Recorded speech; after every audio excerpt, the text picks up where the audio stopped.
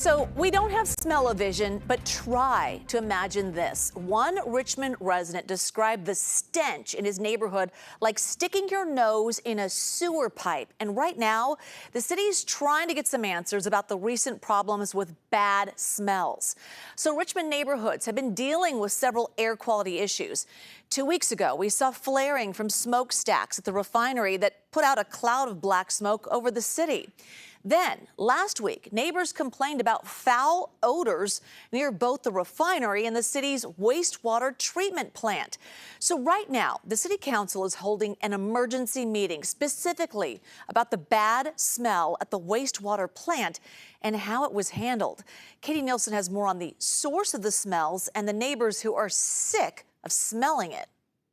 People showed up here to the council meeting tonight with signs demanding accountability.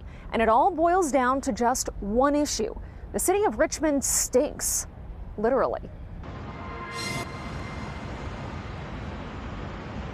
It smells like raw sewage, even to the extent that when we leave the neighborhood, sometimes our clothes, the sewage smell is clinging to our clothes.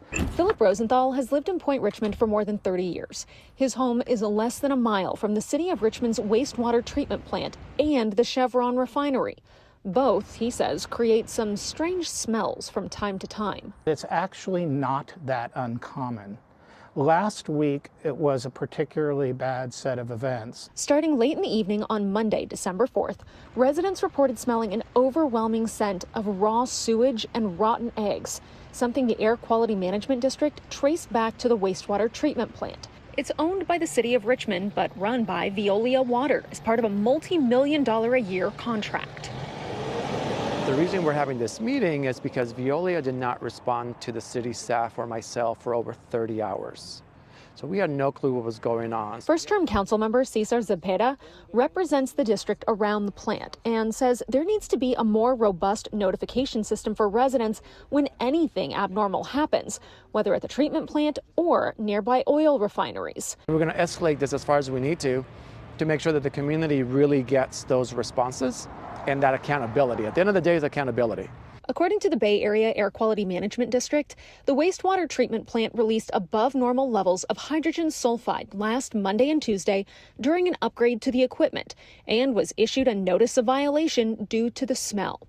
Only a couple of days later, Chevron was hit with a similar notice of violation due to a strong smell that residents described as like burning tires.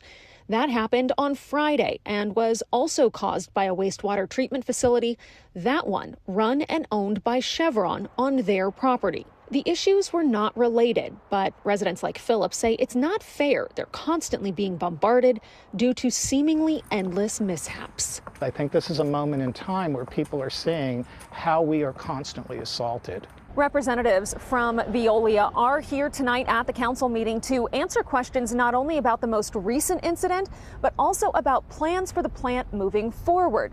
Now, according to Zepeda, he says Chevron will be the next one in the hot seat. He said they will be up at a future city council meeting sometime in January to answer questions about their operations. Katie, thank you. So you can bet it's probably hard to run a business with that kind of smell. In fact, we spoke with Desiree at the Hotel Mac in Point Richmond, which is near the treatment plant. And I just thought, well, part of the small town charm, but I also thought this is not an appetizing smell for a business that has a restaurant and a hotel.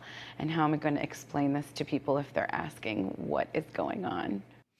Meantime, representatives from Chevron say the rubber tire smell near the refinery came from a bioreactor at their wastewater treatment plant and was not in any way related to the flaring from a few weeks ago.